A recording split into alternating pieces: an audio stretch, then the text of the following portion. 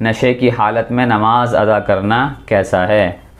اللہ تبارک و تعالیٰ قرآن مجید میں ارشاد فرماتے ہیں، یا ایھا الذین آمنوا انما الخمر والمیسر والانصاب والازلام رجس من عمل الشیطان فاجتنبوہ لعلکم تفلحون۔ اس آیت کی روح سے شراب پینا یہ حرام قرار دے دیا گیا ہے، لہٰذا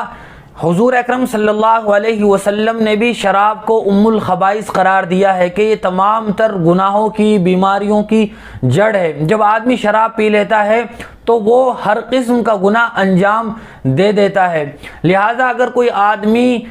شراب کے علاوہ کوئی اور بھی چیز اس قدر کھا لے یا پی لے کہ جس کی وجہ سے اس کا چلنا پھرنا بھی ڈگمگانے لگے، وہ چلنا پھرنا بھی صحیح نہ رہے اور زبان سے جو باتیں ادا ہو رہی ہوں وہ بھی بہکی بہکی باتیں ادا ہو رہی ہوں، تو اتنے نشے کی حالت میں آدمی کا وضو ٹوٹ جاتا ہے۔ لہٰذا اگر وہ نشے کی حالت میں ہے تو اس کی نماز نہیں ہوگی، نشے کے بعد اسے نماز پھر سے ادا کرنی پڑے گی۔